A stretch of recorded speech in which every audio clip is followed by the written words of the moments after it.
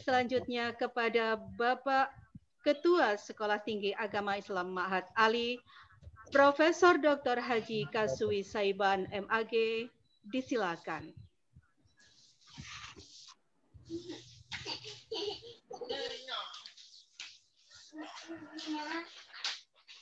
Assalamualaikum warahmatullahi wabarakatuh.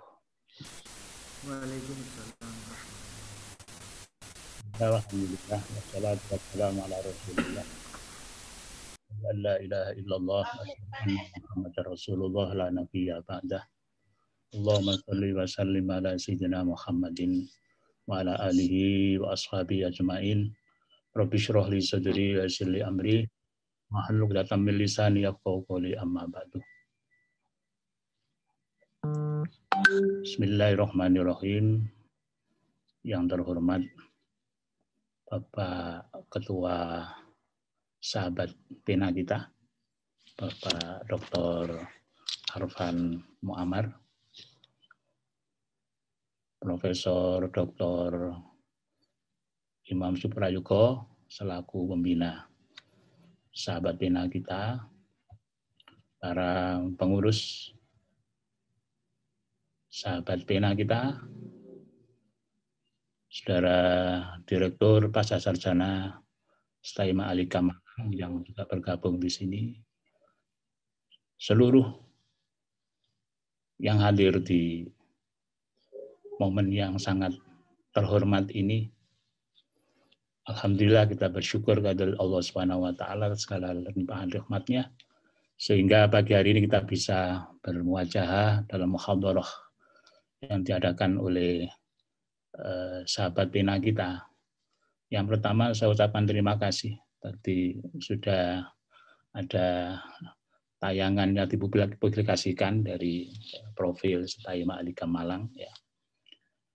Bapak Ibu, saudara-saudara yang saya hormati, para peserta webinar pada pagi hari ini, saya punya waktu sangat terbatas, maksimal 15 menit. Biar tidak lari kemana-mana, saya beri fokus dalam sambutan saya ini dengan subtema kreativitas dan produktivitas menulis dalam Quran dan hadis. Tadi Korek sudah membaca ayat, ya. Dan ayat itu sangat penting kaitannya dengan sahabat Pena kita ini, ya. Kaitannya dengan pena, ya, al-qalam. Betapa pentingnya menulis ini sampai Allah abadikan dalam Al-Quran dengan nama sebuah surat al-qalam. Jadi ayat ini benar-benar memberikan satu inspirasi pada kita semua bahwa menulis itu sebuah hal yang sangat penting dalam kehidupan kita ini. Kita tahu bahwa pada awal-awal turunnya Islam, menulis tidak memberikan bukan sesuatu yang sangat dihargai, tidak mempunyai tempat yang terhormat pada waktu itu. Karena yang dihormati mereka pada waktu awal Islam turun itu adalah mereka yang punya hafalan banyak. Ya, padahal hafalan itu akan hilang ketika penghafalnya itu meninggal dunia.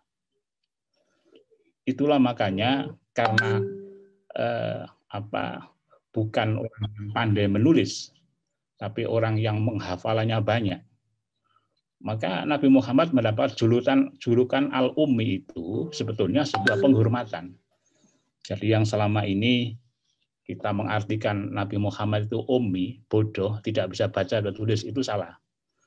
Itu sebuah penghormatan sebetulnya karena masyarakat Arab waktu itu ya menjunjung tinggi ya seseorang yang mempunyai hafalan banyak, mempunyai kecerdasan kaitannya dengan hafalan-hafalan dari kitab-kitab yang dia baca. Jadi bukan mereka yang punya kemampuan untuk menulis. Nah ini makanya kemudian ayat ini turun saya kira secara pendekatan bil ma'qul dan bil munasabah, ayat ini bisa dikatakan kenapa kemudian ayat kedua itu ma anta bi ni'mati rabbika bimajnun. Itu bisa jadi orang-orang Arab menganggap Nabi Muhammad itu gila. Kok ayat turun disuruh menulis. Pentingnya menulis. Padahal kondisi waktu itu fenomena terjadi, orang Arab itu bukan orang yang menulis yang mendapat penghargaan. Oleh karena itu ayat berikutnya wa innalaka la ajron ghairu mamnun.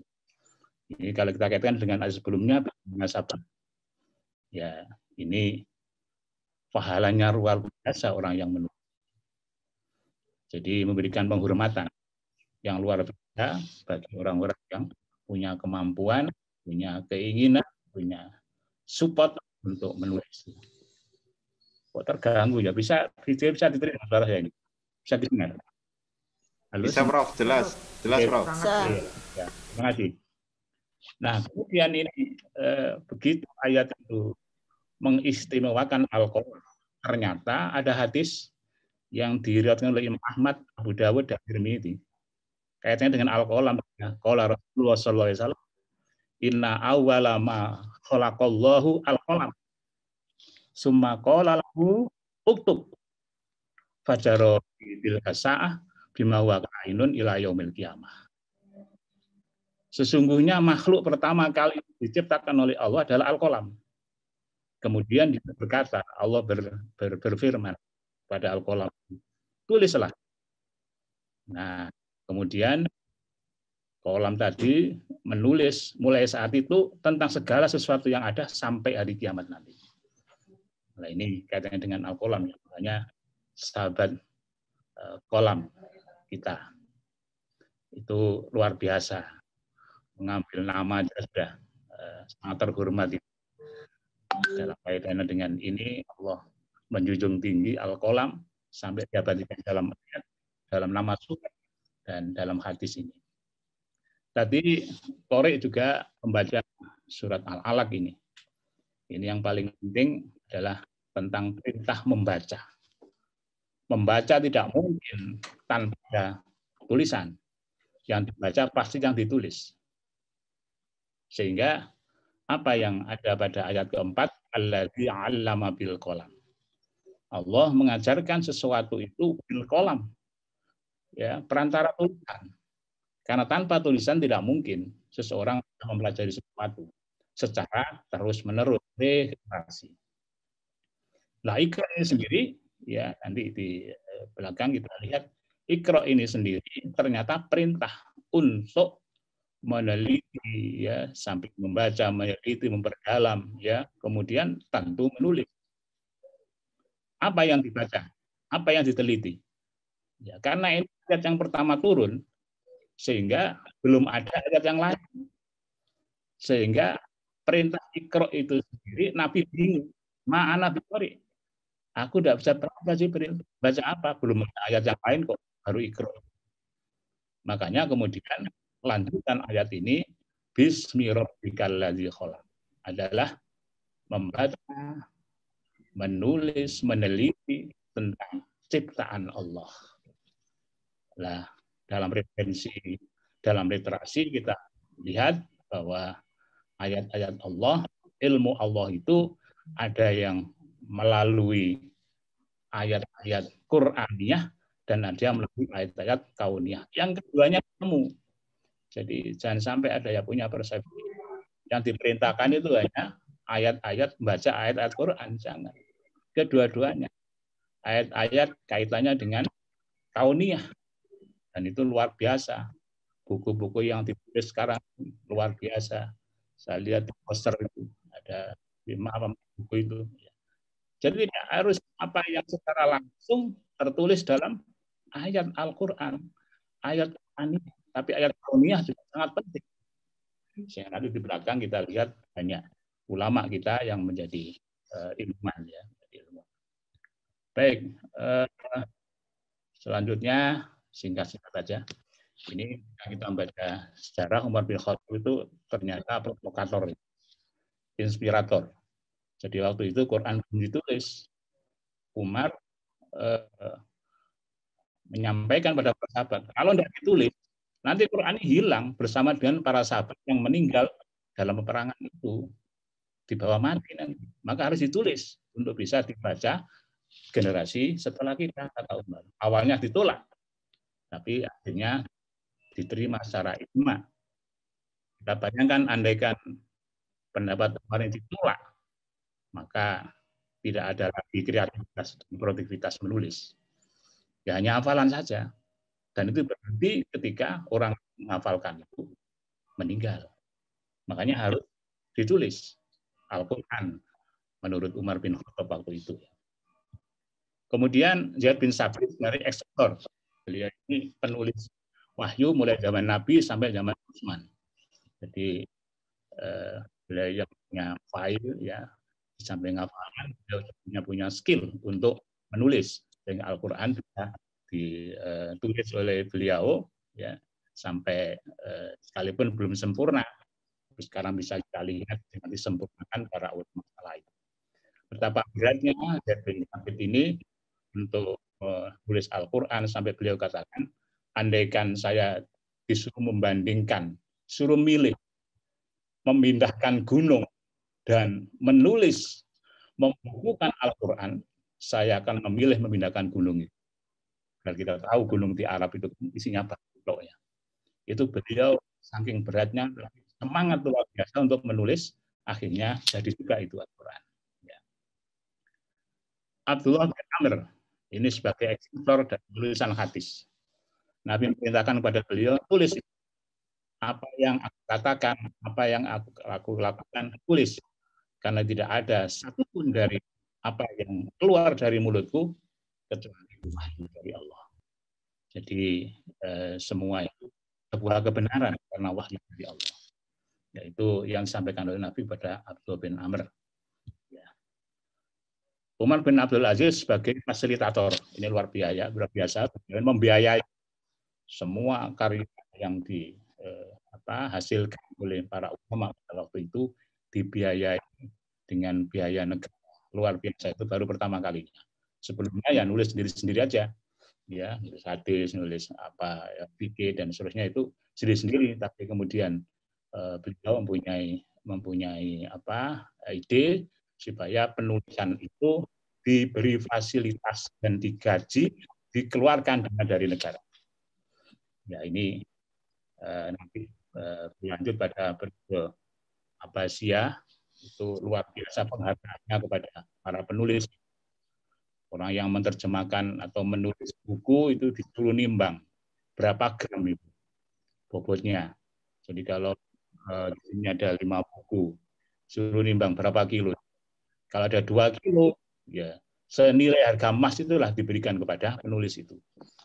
Saya kira ya kita tidak perlu berpikir ke sana lah, karena kondisi kita sekarang tidak seperti itu. Itu penting untuk kita kenang sebagai Umar bin Abdul Aziz adalah sebagai fasilitator. Kemudian gerakan para ilmuwan Muslim untuk menulis. Ya, jadi Al-Quran tadi diteruskan, disempurnakan sampai sekarang menjadi seperti sekarang ini. Ini ya, penulisan penghimpunan Al-Quran, gerakan menulis hadis, ya, kemudian gerakan menulis fikih, gerakan menulis berbagai bidang ilmu oleh para ilmuwan Muslim. Tidak hanya ayat terkait dengan ayat Al-Qur'aniyah, tapi juga ayat-ayat kauniyah. Imam Hanafi beliau punya banyak ya, karya juga, tapi tidak sebanyak yang lain karena beliau ini sibuk dengan bisnis. Tidak banyak tidak banyak yang beliau siap untuk ditulis, sehingga akhirnya pikiran-pikiran beliau itu banyak juga ditulis oleh para muridnya. Tetap menulis esensinya. Kalau tidak ada tulisan itu, kita tidak bisa baca bagaimana Imam Hanafi berpendapat, bagaimana imam yang lain, Imam Malik, ya sama juga.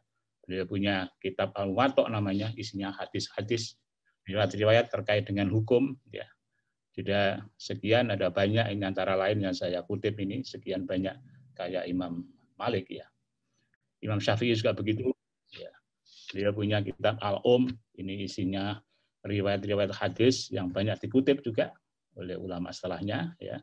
Punya kitab Ar-Risalah kaitannya dengan filsafat hukum, ya, dan begitu seterusnya, ya, sampai punya kitab Al-Fikr Al-Akbar. Ini berupa pikiran-pikiran yang besar kaitannya dengan kondisi kita ini. Kemudian Imam Ahmad bin Hambal, salah satu di antara kitab yang paling monumental adalah tentang kitab hadisnya, yaitu Musnad Ahmad.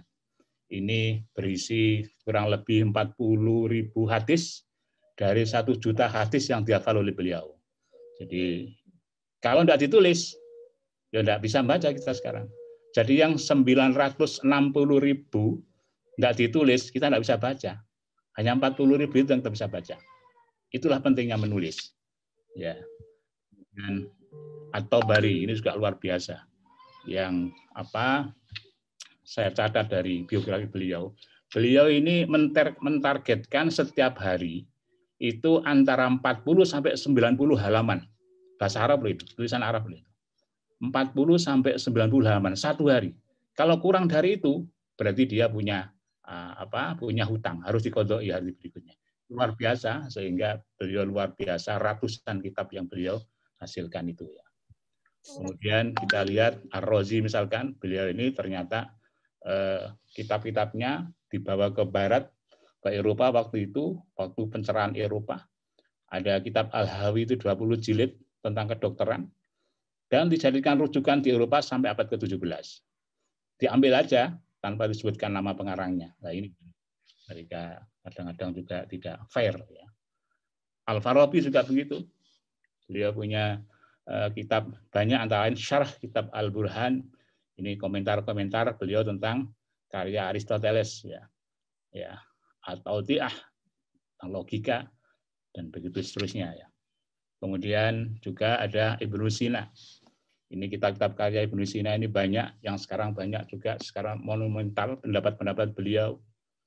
Beliau punya kitab Asy-Syifa tentang pengobatan, An-Najat tentang kedokteran, dan begitu seterusnya. Yang paling banyak dikenang sekarang ini adalah kitabnya Al-Qanun tentang kedokteran. Jadi beliau ini adalah kitab punya keahlian di bidang kedokteran yang waktu itu belum ada yang bisa menandingi, apalagi dari Eropa, dari Barat belum ada. Karena Eropa, Barat waktu itu masih gelap gulita. Dan ini ada Ibnu Rus, yang Ibnu Rus ini terakhir saya berikan contoh di sini. Kitab karya Ibnu Rus ini antara lain Bidayatul Mujtahid tentang hukum, Quli Atib tentang kedokteran, Falsafah Aristoteles. Beliau juga mengomentari karya-karya pikiran-pikiran Aristoteles, ya, sehingga akhirnya banyak disadap dibawa ke Eropa ketika masa pencerahan Eropa. Eropa banyak mendapat ilmu dari Ibnu Rus melalui mereka kuliah di Universitas Cordova yang diberi fasilitas oleh pemerintah Islam waktu di Andalus di Spanyol dengan segala fasilitas tanpa dipungut biaya sepeser pun. Dan tanpa membedakan dari negara manapun, agama apapun. Itu hebatnya orang Islam kalau sudah mempunyai kekuasaan, kemudian mereka ingat ya orang lain tanpa membatasi agamanya apa. Itulah Bapak Ibu Saudara. Oleh karena itu, kreativitas dan produktivitas menulis merupakan titah Quran dan hadis. Kreativitas dan produktivitas menulis dalam Quran dan hadis mencakup ayat-ayat Qur'aniyah dan kauniyah. Kreativitas dan produktivitas menulis, seperti dicontohkan para ulama terdahulu, merupakan kewajiban bagi semua muslim demi kelestarian ajaran Islam. Ini para peserta seminar, ya, apa yang bisa saya sampaikan secara singkat, karena waktunya singkat, ya. Nanti mungkin bisa di share materi saya sambutan ini ya lebih ini. Nanti kalau misalkan ada yang bertanya bisa lewat ke WA saya, ke email saya ya. Karena nanti ini saya hanya ada banyak acara nanti dan mungkin tidak bisa secara aktif nanti Bapak Ibu sekalian. Jadi saya ikut secara pasif mungkin nanti dalam sesi-sesi berikutnya. Saya kira itu. Kurang lebihnya mohon maaf. Wassalamualaikum. Sekali lagi terima kasih kepada panitia dan sahabat pena kita. Semoga langkah kita semua ini mendapat ridho Allah Subhanahu wa taala. Sekian, assalamualaikum warahmatullahi wabarakatuh.